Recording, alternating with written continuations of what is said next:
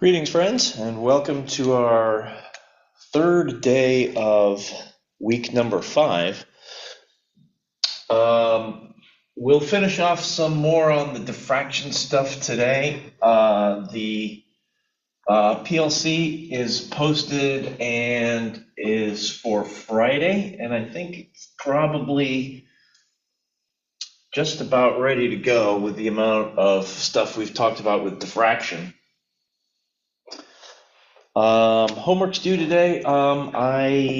As of right now, I'm a little behind and need to get that quiz posted, so I will do that right as soon as we are finished here. So if we are PLC 5 for Friday, so if you're watching this on recording, hopefully you'll be ready to go. The quiz will be set, so we'll get that ready, and homework 3 will be coming along a little bit later today as well.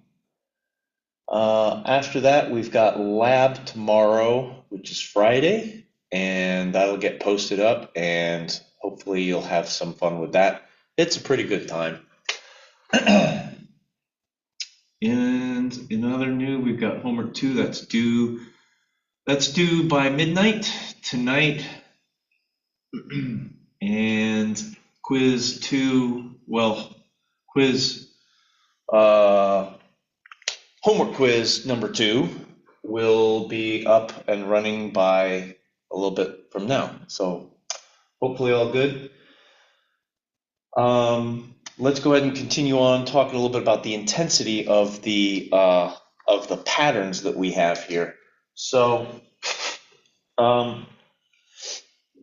we were talking about the double slit intensity, and the double slit intensity, I think, is where we left off.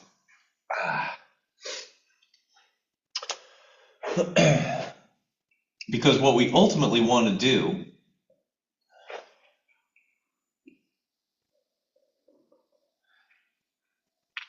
and by the way, we've accomplished quite a bit of this already, but in looking at the two-slit interference pattern, one of the things we want to do is determine how many fringes we are going to see. In other words, how many bright and dark fringes do we expect to see? We want to determine the locations of those brights and dark fringes. And lastly, we want to determine how bright we think they are supposed to be. So what would be the intensity of the bright fringes? Obviously, the dark fringes should have 0 intensity. So in terms of things that we've done so far, we've answered a couple of these questions. How many fringes are there in total?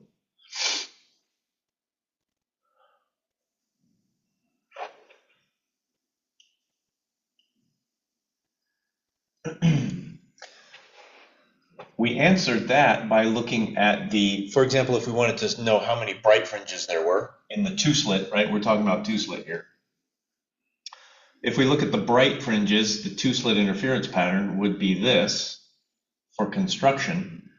And the maximum number of bright fringes that you could see, now remember, this is going to be as measured from directly straight across from the two slits all the way out to one side, that can be found by maximizing the sine. The maximum value of sine theta is 1, and therefore you can solve for m at that maximum value, because that corresponds to the theta of 90 degrees. And you're not going to do any better than 90 degrees, because as light comes through the two slits, that means you're looking basically parallel with the boundary that makes the two slits, right? So light's coming in this way through a two-slit arrangement here, and then interfering, right, all diffracting out all this way, which means we're looking directly parallel with this boundary at the 90-degree mark. If we do that, we'd be able to easily solve for m as being d over lambda, like so. When we look at how to find the locations, in other words, where are the fringes, we've also figured that out by looking at the same thing. If I wanted to look at the constructive interference situation, I could, for example, solve for the theta. Or I could use it as the small angle approximation and determine how far away from the central maximum I expect to measure these things on the screen, right? And I can figure that out by saying, oh, this is m lambda divided by little d, all right? So in both cases, we've answered these questions by using the constructive interference criterion in order, just with slightly different purposes, in order to figure out how to answer these questions. The last one, which we're attacking today, is what are the intensities of the bright fringes and therefore what is the pattern on the screen.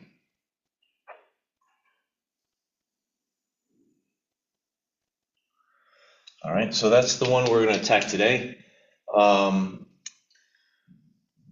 We are talking about the two-slit interference pattern first, and then we'll go back and talk about the single-slit interference or the single-slit diffraction intensity pattern, because ultimately that one's a little bit more complicated and a little bit more involved than the two-slit one.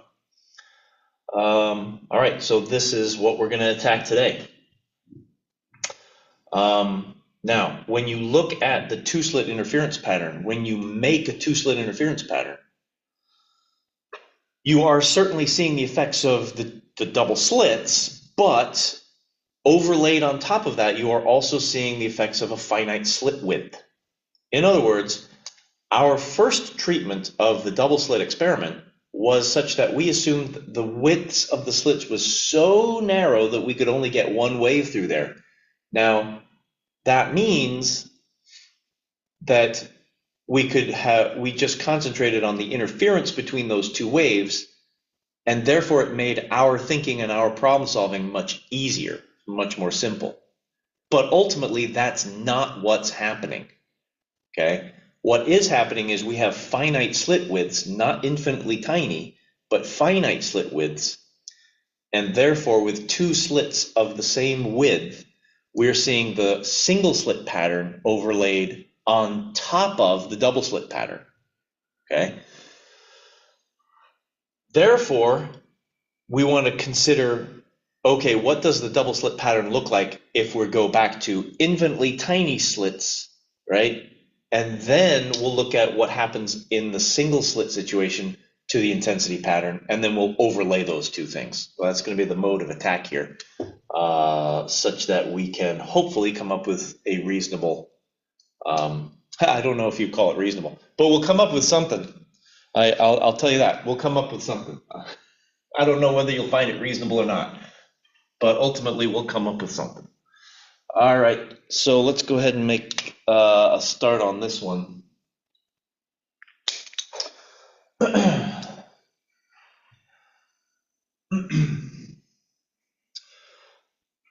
Okay, so back to the two-slit interference. What we have is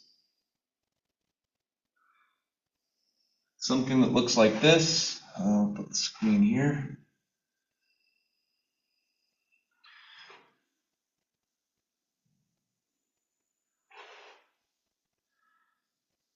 All right, now I was trying to motivate a picture of the waves as they move from the slit to the screen as kind of a rolling wheel, right? So when a tire rolls, and if you mark like a chalk mark or something on the top of it, and you draw a line from the middle of the wheel to the top of that chalk mark, right? That's what I'm representing here with my pen. You'd notice that it goes kind of like this as it rolls and spins, right? So ultimately, the interference that we're seeing on the screen is due to the two waves, right? I would have a wave coming through the top and a wave coming through the bottom, and as they travel from the slits to the screen, it's like the tire is rolling along. So they come to the center, the central maximum, right? And they have both arrived there at exactly the same point in their waves, and therefore there's constructive interference here. If I'm considering going up to a destructive spot, then what I'm noticing is that as these things roll around, One of them's rolling slightly fast, not faster, but it does more rolling than the other one. They arrive here and they look like this. Oops, I'm blocking it. There we go. I had it like that.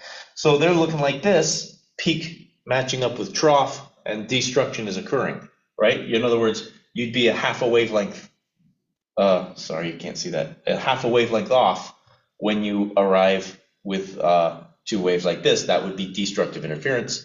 And then, of course, I go up a little bit further, and then they turn and turn and turn, and this one turns, and it just matches up again, and now we've got constructive interference.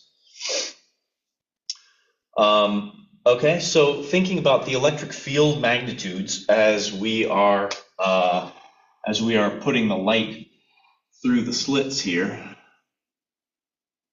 Okay, so here comes light, and we'll do the same thing with the light. We'll call it the same wavelength, in other words, monochromatic. We'll call it coherent so that the tires start with their chalk marks all at the same point, and we can track the phase changes from there.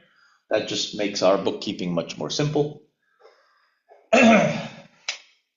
We're going to assume that there's an electric field amplitude coming through here, and that electric field value, call it E naught, is coming through both slits. Okay. When we get to the intensity, whether or not you like this or not, we're going to have the intensity be the square of the electric field amplitude. Okay. So we're going to get to here. We're going to look at the intensity, and we're going to say that the intensity I is equal to E magnitude squared. All right. Okay, so if I look at the rolling tires and the arrows that I drew from the center of the tire to the chalk mark, I know this is kind of a little bit of odd processing, but the analogy here is that the electric field amplitude is basically like that arrow, such that if they roll the same number and they come here, right? It doesn't matter if I'm just showing them to come here. They could come like this. They could arrive like this. As long as they're both pointing the same direction, right? That's all that matters with constructive interference. The tires have rolled, and then, okay, so they're both this way, right? Then what you're doing is you're taking one of the amplitudes and you're adding the other one, so you're getting a maximum here.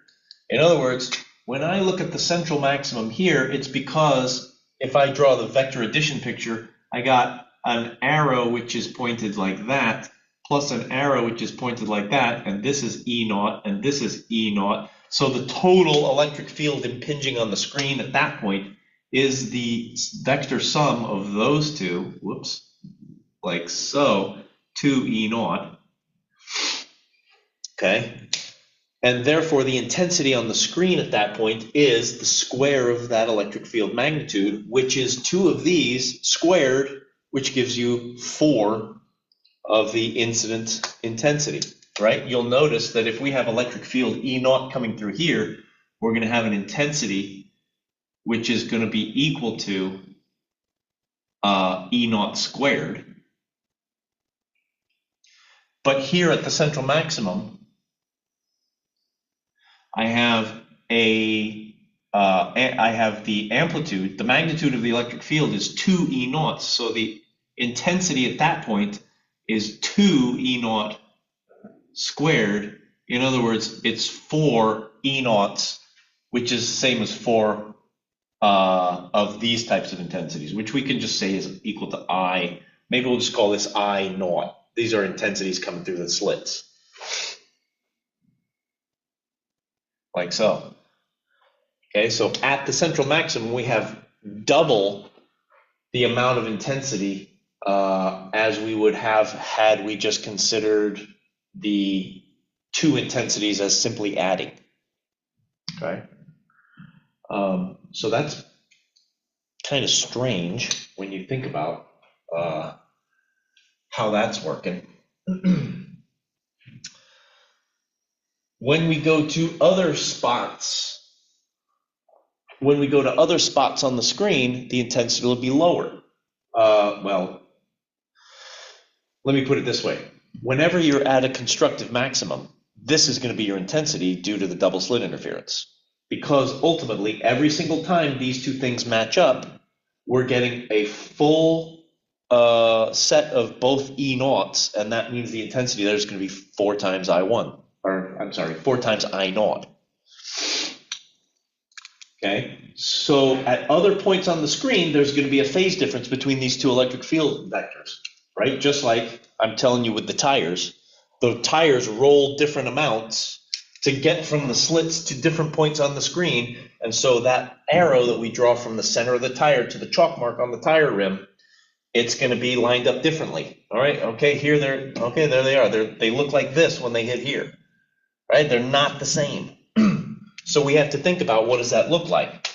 Well, if we're down here or up there or whatever, right, we've got one that's maybe going out like this. Here's E naught like that, and here's another one, and it's going up like that, E naught like that.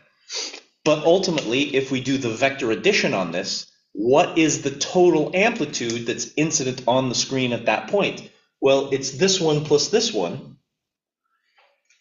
because we can add the vectors, and therefore the total amplitude of electric field is going to be that. Let's call that E1. Okay, I don't know, I'm down here, right? This is point number 1 here. Okay, and so we find that down at this point, the arrows do not match up. We are not getting fully constructive interference any longer, and that there's a phase difference between these two electric field vectors. Okay, now, a little bit of geometry, which I won't review for you, is going to tell you that the phase angle between the two electric fields is some amount, right? That's a phase angle between here and here. There's a phase shift between the two waves. And therefore, if I look at the triangle underneath in here, right, this big isosceles triangle that's in here, I can look at these two angles right here and right here, and notice that those angles are the same angle. And in fact, those angles are half of this exterior angle. So let me move this so that I'm not overlapping all of this stuff. Let me move this to here. Right, so call this angle, I don't know, capital Phi, or something like that. Okay, oh, pretty small, sorry about that. Let me try and make that a little bigger. Let's call this angle capital Phi. Then these two angles here are both 1/2 of that.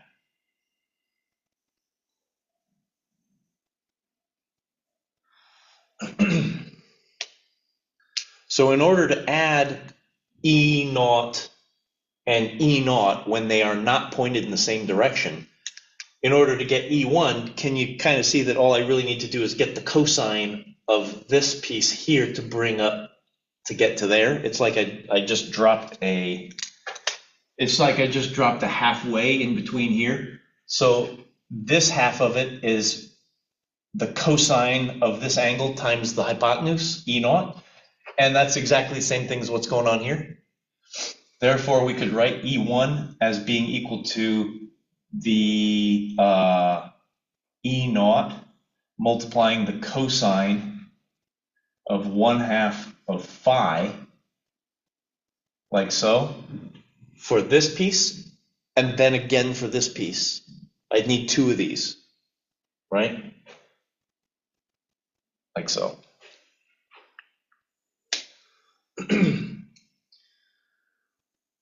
And this would work even to the point of having an E naught coming this way and an E naught going this way, right? I would get a resultant E1 that looked like that, and I would be able to do the addition straight off by saying that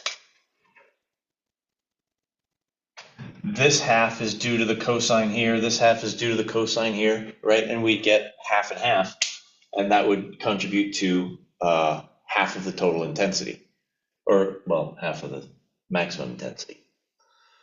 All right, and then you could even go to the point of having E naught like this and E naught like that. And then you'd realize, well, I've got zero intensity here. Okay. Now, question about the cosine. If I look at the cosine in this case, it's some number which is less than, or it's going to give me some number that's less than 1. Okay. In this case, if I think about the cosine, well, the cosine of phi was 0 in this case, so the cosine is going to be equal to 1. The cosine in this case is going to be less than 1 because the angle is more than 0 but less than 90. This case it was 90. But I'm taking half of that, so in this case you can see I'm going to get a 45-degree contribution from this one and a 45-degree contribution from this one. In this case, the angle between the two is 180 degrees. Therefore, half of that angle turns into 90 degrees, and that's where the cosine disappears. So mathematically, it looks like we are able to represent the points on the screen appropriately insofar as I've got constructive interference if I've got a situation here where the electric field vectors are lining up. I've got total destructive interference in this case where the electric field vectors are completely opposite one another, and this mathematical function seems to model both of those fine. So we'll say that we're going to go with that, and that the pattern of intensity on the screen is therefore basically the square of this thing. All right, so we'll take this and we'll say the intensity pattern for the two-slit looks like that.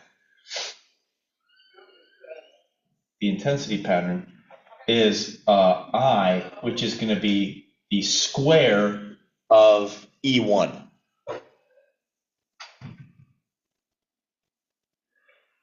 Okay, so no matter what E1 I'm talking about, whether it be the full one like this, or one like this where it's divided up, or one like this where it's at 90, or one like this in which it's 0, E1 squared, this is going to be I, and it's going to be a function of, it's going to be a function of that angle, but it's not yet. Okay, so we'll do this. It's equal to 4 I naught times cosine squared of this phase angle divided by 2. I like writing in 1/2, so I'm going to do that. Like so. All right. Okay, so I've got the phase angle in here. I don't really know quite how to calculate the phase angle, though, if I'm looking at, right, if I'm just shining a laser onto a screen and I'm looking at the pattern, how do I calculate this phase angle? So there's parts of this expression that I like, and there's parts that I don't like. I do like the fact that there's a cosine squared in here, because as we talked about, it seems to model exactly what we're seeing on the screen. I do like the fact that there's a 4 I naught in here, because that does seem to represent what the maximum intensity should be.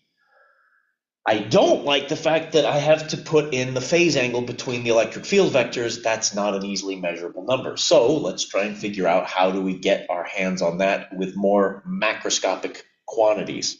All right, let's try and figure out what that phase angle is going to look like. So the angle between the two electric fields is basically due to what? Why is there a difference in the phase between the two waves when they are emitted by the slit, travel through here, and they come down to the screen down here? Why are their phases different? What's the total cause of this? Well, if you think back to our 3 mechanisms of interference, this was, I think, the first one we introduced, or maybe it was the second, I can't remember. But the reason we get interference in this case is why? There's a path length difference between the two waves. That's the entire situation here. Of our 3 mechanisms of interference, which is wavelength reduction, path length difference, and reflection off a boundary, this is only path length difference, right? This is a great exposition of path length difference by itself. Therefore, this phase angle is due to the path length difference. Okay, now if I go back in here and I say, okay, I'm going to draw the path length difference and try to figure out what that is, I can do that. We've done it before already. It's, for example, I went down here, so we'll go opposite what I've done normally. I'm going to do a whole nother triangle. I'm going to do it over here. Right? I've got something that looks kind of like this, right? Where my 90-degree angle is there. And this is the path length difference triangle that we've drawn before, where my path length difference is that leg right there. And this side is the slit separation, D.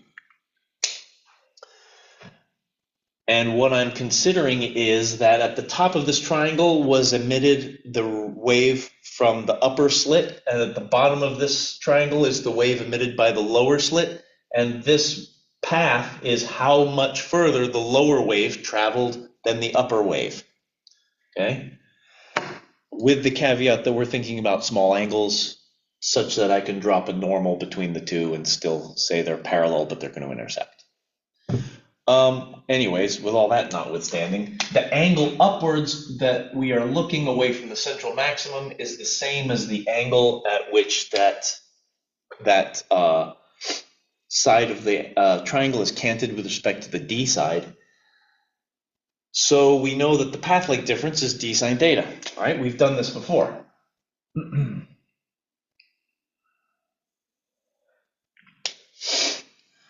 Okay, so the question now is, how much phase angle does that incur when I think about the wave on the lower side traveling that extra distance? How much extra is that? Well, what you could do is say that I have a certain amount of distance that lower wave has to travel, and I can ratio that with how much wavelength there is, right? So in other words, if I say that I have this distance as the distance in which the waves have traveled different amounts, then, boy, I'd really like to finish this off at the same place, but I don't think I can, so I'm just going to take this off right here. Okay. In order to get the phase angle now between the two waves, given that one of them has traveled that much extra, what I have to do then is find the phase angle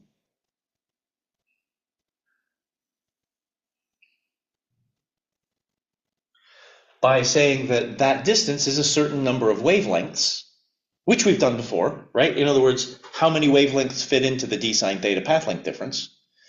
But if I want to convert that into a phase angle, I have to multiply by 2 pi, because that 2 pi is how much of the radian measure am I through the wave, right? Exactly as if I had said d sine theta divided by lambda is how much of an extra wavelength has the lower one traveled. Now if I multiply by 2 pi, I'll say how much extra radians has that lower one traveled. Okay, so my phase angle, the capital phi here, capital phi, I should be able to get by saying, well, it's 2 pi multiplying d sine theta divided by lambda. Because this gives me how many extra wavelengths I had. Like if I had one wavelength in the path length difference, well, that's equal to 2 pi as a measure of the difference in the phase of the two waves. 2 pi is the same as 0. Those are constructively interfering. If I had a half a wavelength in the path length difference, then what I would find is that this number would be a half. That would cancel this 2 right here. The phase angle is pi. And we're right to this, right? That's a pi radian measure between the two waves. All right, so our phase angle we can get by looking at that.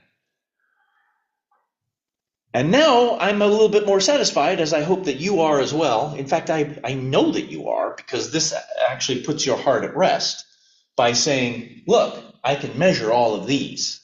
D, theta, or I can calculate the theta, right, based on the y over d, and lambda. We know all of these are measurable quantities. I don't have to worry about this ridiculous phase angle being in here. Therefore, the actual intensity pattern in the two-slit is a function of where you are on the screen, which it has to be, right? It has to be. So I'm going to get 4I naught times the cosine squared of 1/2 of this thing, which just knocks away the 2, and it just gives me pi times d sine theta divided by lambda. And that right there is the total intensity pattern in the two-slit. Now, it doesn't look appetizing. I get that you're looking at this going, well, I got a cosine squared of a sine theta, and this is gross. Yeah, that's fair. That's fair. But ultimately, we do have our hands on something which is ultimately expressed in terms of measurable quantities, and that's a good thing. Okay. That means that when we draw, I'm going to go back to this picture here, and I'm going to draw the intensity pattern from the two-slit interference. That means when I draw the two-slit intensity pattern, what I'm doing is I'm drawing a pattern that looks like a cosine squared, right? You already know what the cosine looks like. The cosine squared just elevates everything above the 0 axis instead of being half above and half below. Everything's above, right? So now take that picture and rotate it on its side, and you would get something that looks like this.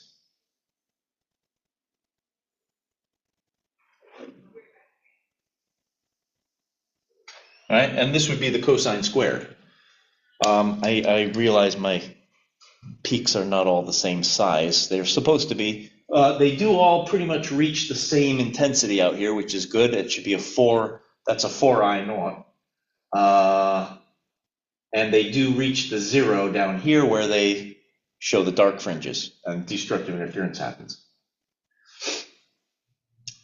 The good news is, if you think about the energy distribution, and I think I mentioned this last time, the energy distribution is such that I'm getting 0 energy at these spots here where destructive interference is happening. I'm getting that energy showing up as extra on top of the average in order to get these peaks. But if I take the average of a cosine squared, I'm going to get a half. So the average intensity is in fact half of the peak intensity, and that makes sense because I've got 2 I naughts spitting out intensity and energy over there, and what I'm doing is I'm not seeing 2 I naughts everywhere. I'm seeing 0 here and 4 here, which means the energy gets redistributed on the screen. Okay. So we would say this thing right here is the average intensity, and that average intensity is no more than the slits are putting out. Can't be, right? We don't destroy or create energy. Average intensity is equal to 2 I naught. Peak intensity, we already know, is 4 I naught. Minimum intensity is 0, and so we go from there. All right, so that looks like the double slit interference pattern intensity here. But remember, that's due only to double slits, and we have not attacked the situation of having a finite slit width as of yet. All righty, so let's take a look at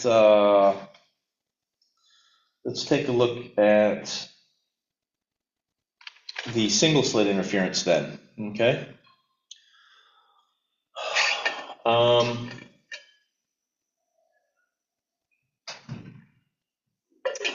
The single slit interference, or single slit diffraction, is slightly more complicated of a set of pictures here, but nonetheless does a pretty reasonable job. So what I'm going to do is I'm going to say it's the same basic mentality, okay, for the single slit. So let's do this. Let's find out what the intensity pattern looks like for the single slit. We'll overlay it onto the double slit. We'll get the total two-slit two-slit intensity pattern, and then we'll look at a couple of examples of how to use this, because ultimately, as you've probably been thinking, it's not wonderful to look at the actual functional expression here, but think about it in the sense that we've been working with the d sine theta over lambda almost all the time anyways, right? So what we're going to do is we're going to be able to go in, we're going to be able to figure out things about the theta, we'll hopefully know the d and lambda, and then we'll be able to find cosine squareds, and then that angle will take care of itself, and we'll be able to figure out an intensity there. All right? So don't think about trying to solve this all in one go. We're going to do it in smaller steps. All right, let's go to the single slit and let's look at the single slit intensity pattern. I'm not going to be able to preserve any of this, so we're going to get rid of all of it and redraw. Light's going to stay the same, so that's good.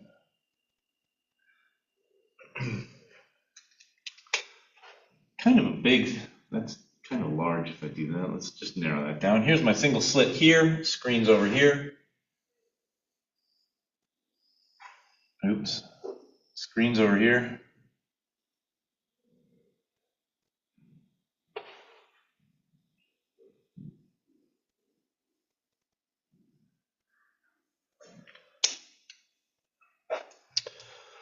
Okay, now, what we see on the screen, oh, and by the way, before I go into this, I do have one other last thing to say about this. We don't ever see this by itself, okay? And I think I mentioned this reason as to why.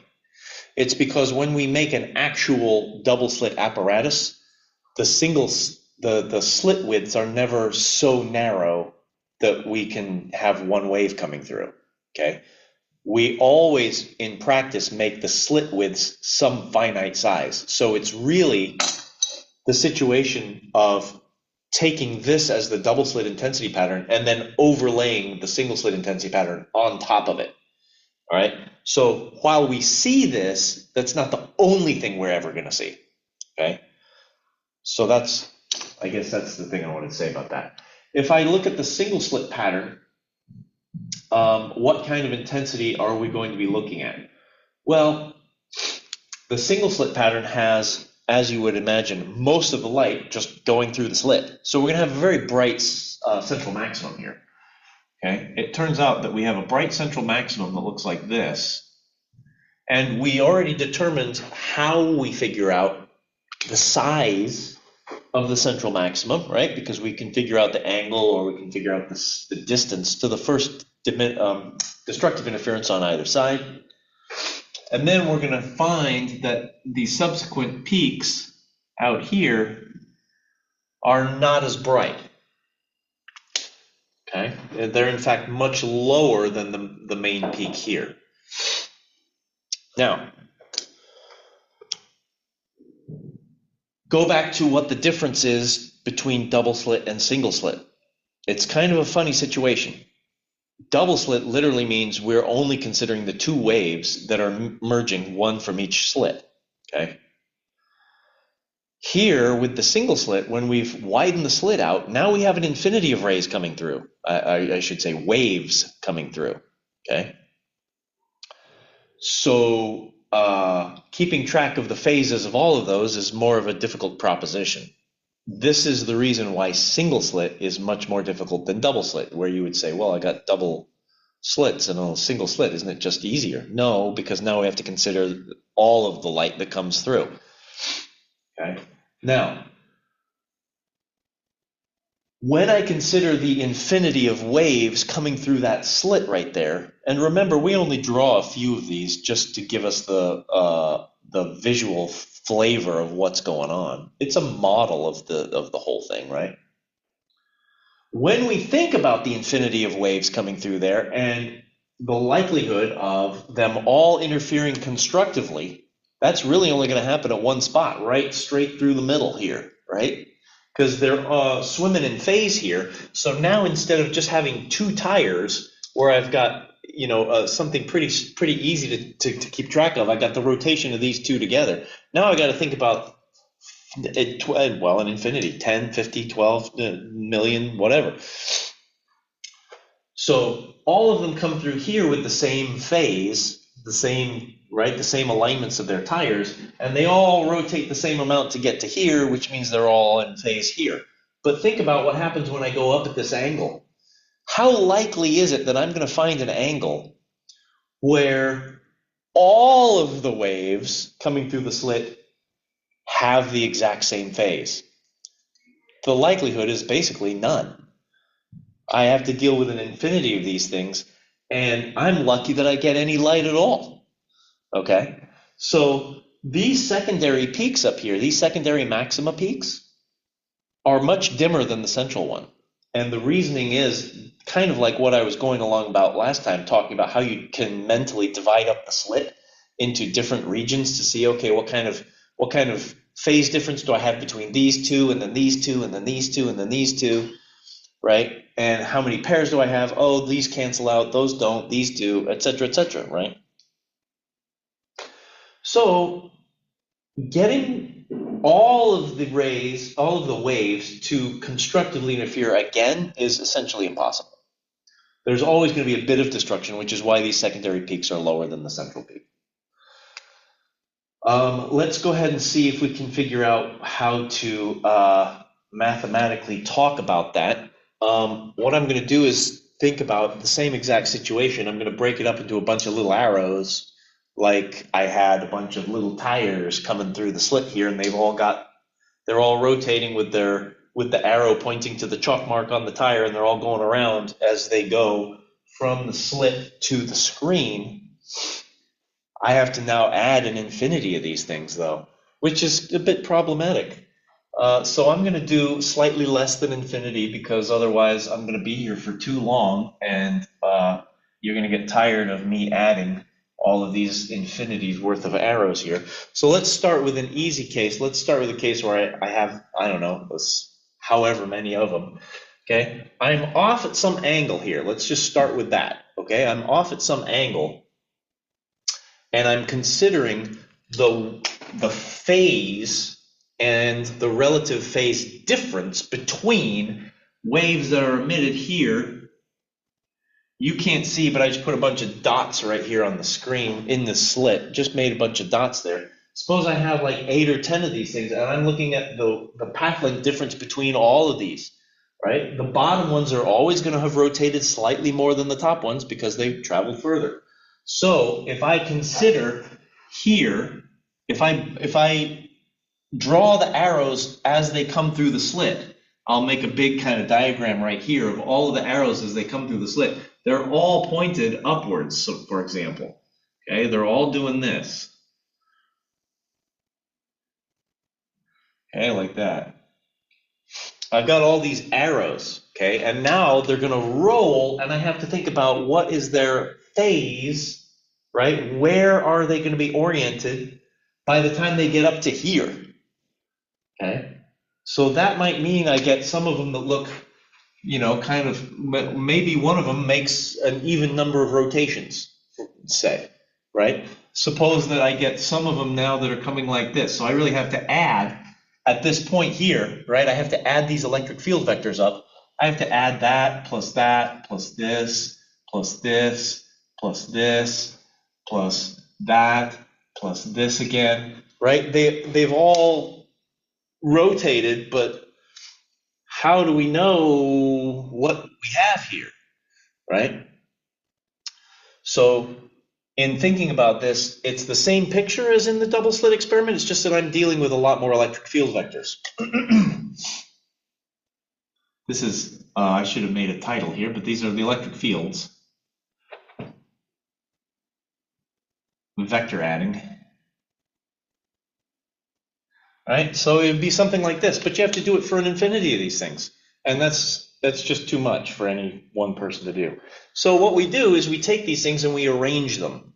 All right, so if I take these things and I say, all right, I'm going to take that one, I'm going to take, say, that one, plus that one, plus that one, plus that one, plus that one, plus that one, and then that one, right?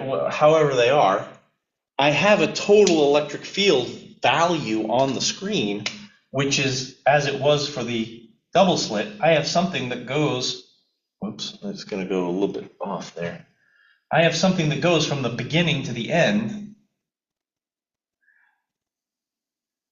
This is the total. This is what I called E1 in the double slit situation, and these are all little tiny E naughts.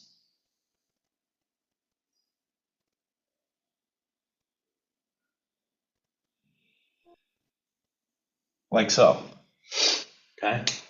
So if I put them all together, I can kind of say, all right, well, suppose that if I divided them up into finite regions, I could represent most of the waves in this region as having a phase that looks like this because they all have relatively the same path length, et cetera, right? So maybe I divide it up. I don't know how many I have here, 2, 4, 6, 7, perfect. That's not what I would have picked, but okay, fair enough. So let's take a look here and see what we can come up with in terms of an expression for this. Now, it's like I said, it's a little bit hokey, but we'll try to manage something.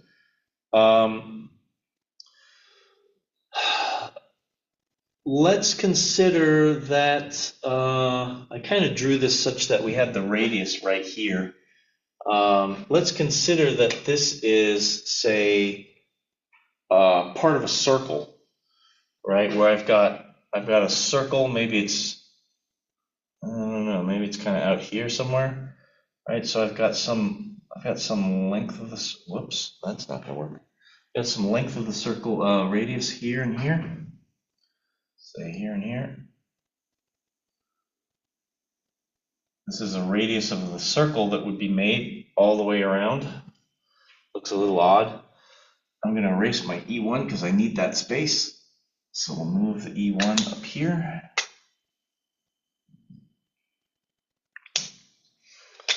Okay, so I can take this. This makes a nice triangle for us. So I can just take a perpendicular bisector here.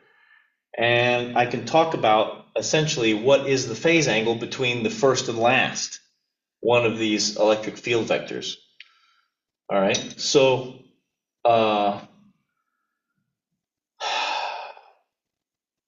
what we have then is we have this triangle, and I've got an angle that the whole thing carves out, right? This entire angle all the way around.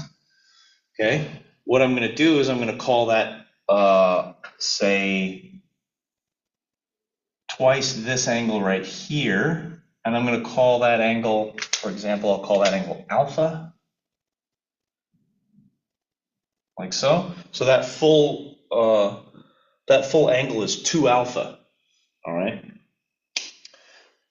So if I now take a look at this triangle, I'm going to say, well, I dropped a normal here, so each one of these is a right angle, the hypotenuse of which is the radius of the circle, so I can write the relationship that the sine of alpha, right, which is this right here, is equal to half of the E1 value here divided by R. Sorry, let me do this a bit bigger here. It's equal to 1/2 of E1 divided by R, like so. Right, that'd be the sine based on this triangle right here. All right. So that means that the electric field that I'm getting, right, this E1 here is lower than what it would have been had all of these things lined up, right? You can see it just would be the same situation as in the double slit, where if I had all of these arrows lining up, I would have them all parallel, and then my total electric field, if I just lined them all up, right, would be this entire thing like that. That would be my E1, based on a number of E naughts like that, exactly as I did in the double slit, all right? So when I think about let's see if I'm going to get this. When I think about this total electric field, right? This total electric field, it's kind of like that's the maximum I'm going to get, and that must kind of be related to if I took this thing, right? If I took these arrows and I did this with them, right? And I kind of bent them around into a circle. Well, that's like bending the E1 around into a circle, which means if I followed this all the way around, it would be the same length as that, right? Which is the biggest possible electric field that I can get. Therefore, the arc length of this thing here is basically equal to the maximum electric field. So I'm going to say this is the maximum, E max, and therefore E max is like an arc length. That should be equal to R times theta, right? It's like S equals R theta for arc length. But here my theta for this situation is going to be 2 alphas. Okay, so this situation here, I've got R times 2 alpha, like that. This is going to give me a way to figure out what this R looks like, so I can talk about E1 in terms of E max. Okay, so R, if I swing that underneath, it's E max divided by 2 alpha. And therefore, when I go here, I'm going to erase some of, actually, I'm just going to go for it. We got this all already. I'm going to erase those. So when I get to here, I'm going to have 1/2 E1. I'm going to divide by E max divided by 2 alpha.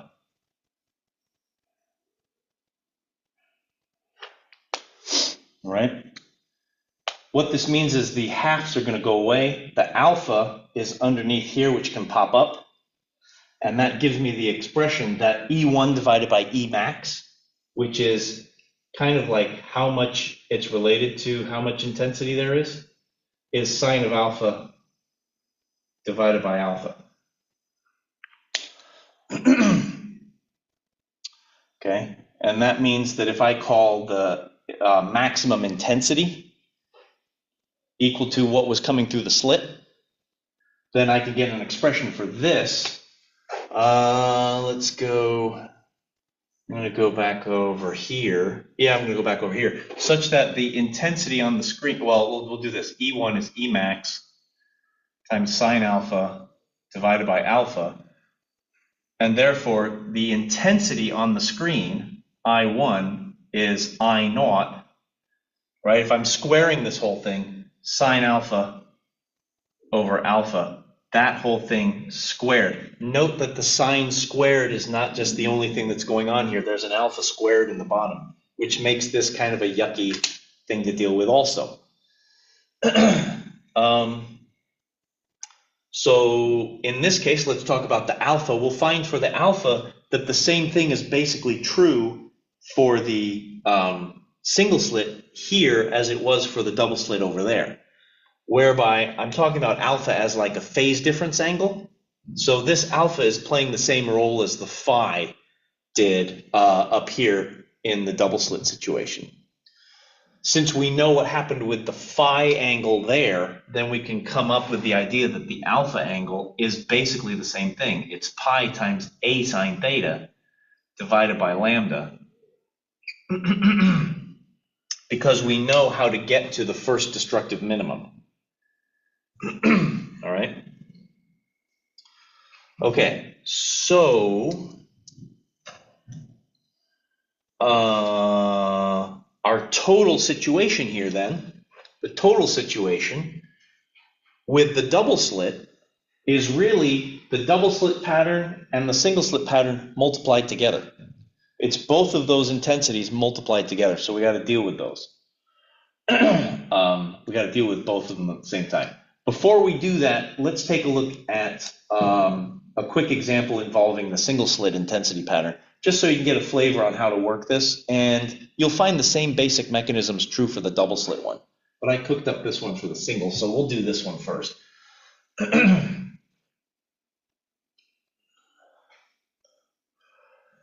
All right, so let's take a look here at a situation where we'll throw a few numbers in here and see what happens.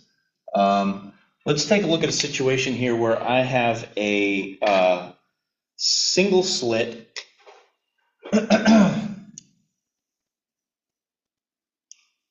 and I know its width is A, and I'm going to shine through a known wavelength through it, and I'm going to look at the pattern that's going to be observed on the screen, and the screen is going to be a distance capital D away. So I'm illuminating single slit width A with this known width, illuminated with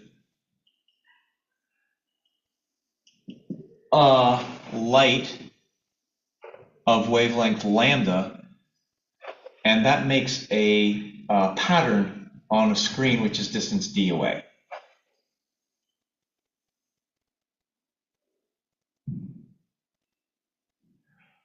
Okay, we know all of these numbers, okay? Like we could just keep a little table over here, say A we know, lambda we know, and capital D we know, okay? We'll just consider these to be knowns.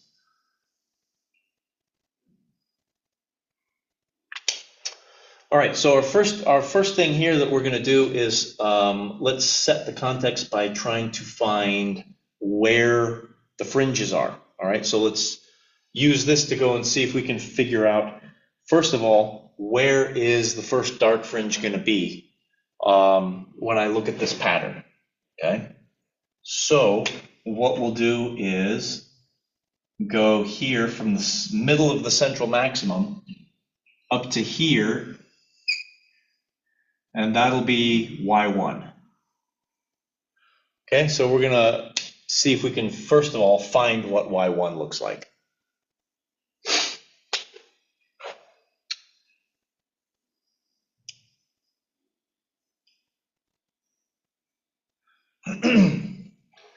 How far away from the central max should I expect to find the first destructive minimum? Okay, this would be just like we did yesterday, where the destructive minimum pattern in the single slit is given by that, which looks very similar to the constructive double slit situation. And we are going to use the small angle approximation for the sign here. So this is going to equal Y1 divided by capital D. And in that case, we're going to use M of 1. So we're going to end up finding that Y1 is, I got to put the D upstairs, take the A below. I'm going to have D times lambda divided by little a. And if I were to plug in my known values for that, okay, fine. I get the situation of there's a number here that comes out for my Y1. All right. So the second part here, let's take a slightly different tack which utilizes the intensity. Now, here with Y1, I know something else too. I know the width of the central maximum. The width of the central maximum, kind of like what we talked about yesterday, W is equal to 2 Y1s. So we'd say that's 2 times D lambda over A. Okay. Now, we know that the width of the central maximum is the situation in which the light pattern has gone from extremely bright in the middle to fading, fading, fading, and gone to 0. Somewhere in there, the light intensity has gotten to half of what the maximum intensity is going to be. Where's that point? Let's see if we can find that point. So now let's find Y to the half intensity, the half maximum intensity point. Of, how do I want to say this? Find Y of the point where I is equal to 1/2 I naught. Maybe something like that. we can say if I naught coming through here, right? I've got waves coming through here, and they have some intensity. I should be able to find the point in the central maximum where the intensity is half. All right. Okay, so that's going to be utilizing this situation here. Okay, so I'm going to take I'm going to do this. I'm going to take I divided by I naught equal to sine alpha over alpha squared, like that, and set that equal to a half. Right, so that's taking this intensity pattern and saying I want the point where the intensity is half of the maximum intensity. All right.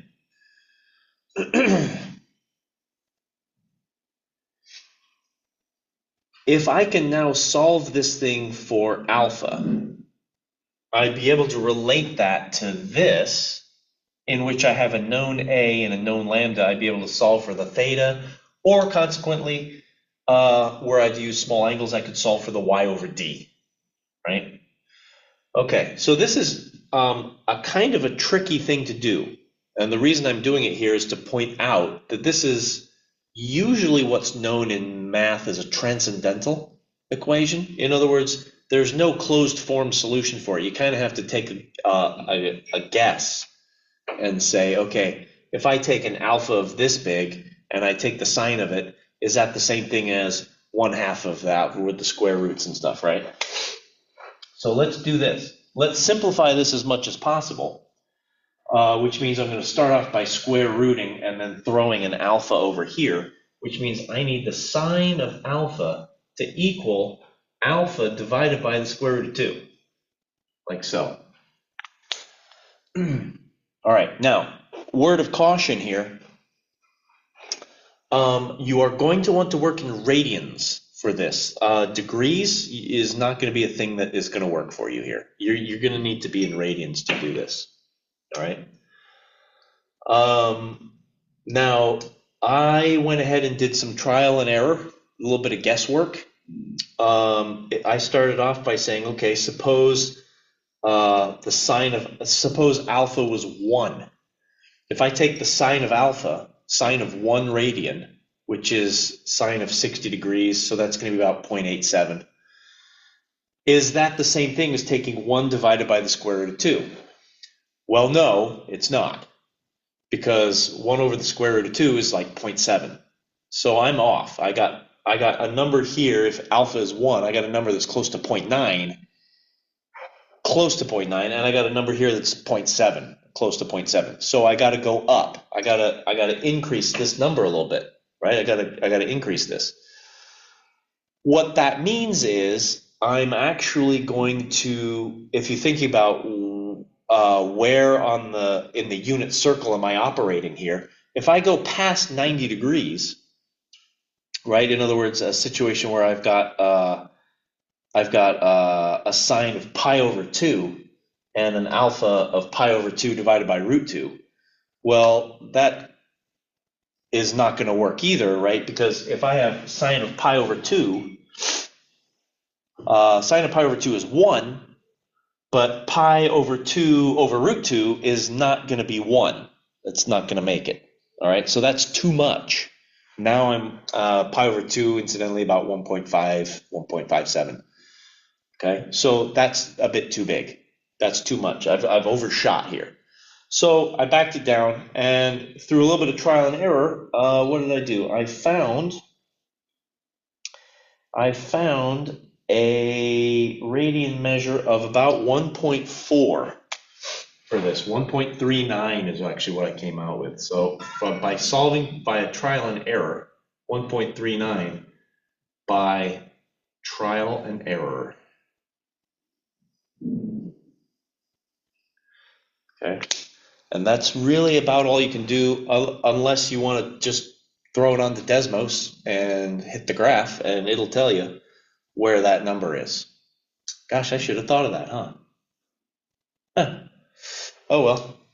Desmos isn't one of the first things that pops to my mind anymore, though.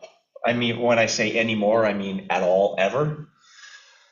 Um, okay, we've gotten that, which means now we can come back to here with a known A and a known lambda. I'm going to be able to find what the sine of theta is. I'm going to set that equal to 1.39. I've got all of these things that I know, and therefore what I'm going to do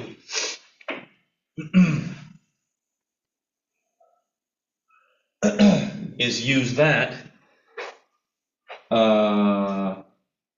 pi times a divided by lambda, and then instead of sine, I'm just going to say y divided by d. And that y is the y that we're interested in at the halfway point of the intensity. And that's equal to 1.39. All right, dot, dot, dot, solve for y. That means basically throw everything else over there. And since this is alpha, I'll just say that it's alpha times d times lambda divided by pi a, like so. And we'll be able to get to that from there. All right.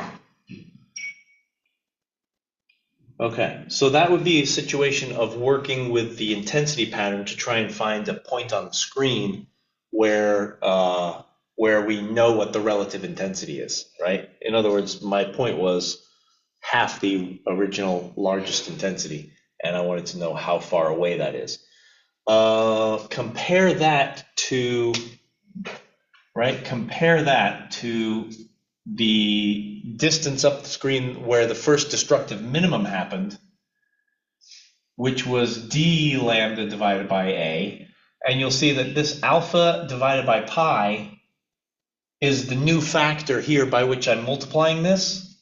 It's like I took alpha divided by pi times y1.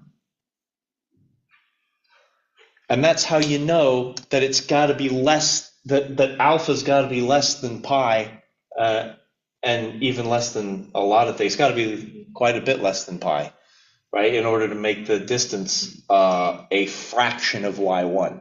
If alpha was equal to pi, we'd all be screwed, because that would be the halfway point being right on top of the destructive minimum, which makes no sense. Okay, so we've got that going.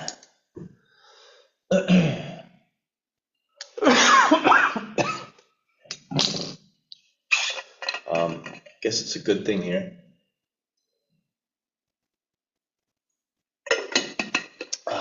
Okay. It's a good thing here that I got a little bit of water to clear my throat. All right. So that's the situation with the single slit intensity pattern. And prior to that, that was the situation with the double slit intensity pattern. So let's look at the entire thing put together all in one. All right.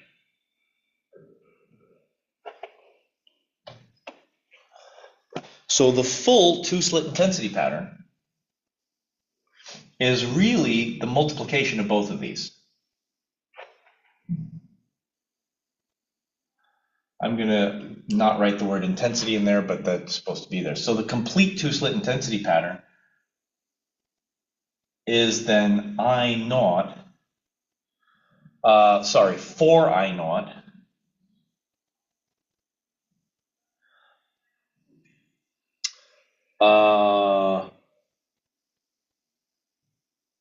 times the cosine squared of pi d sine theta over lambda, right, like so, and multiplied by the other fraction which knocks down the intensity due to the single slit, which is sine of alpha over alpha squared, which I didn't write as a fraction. Here we go. Sine alpha over alpha. That whole thing squared. Like so. Squared. right? So I've got a cosine squared of this argument multiplied by the sine squared, the sine of alpha over alpha squared, okay?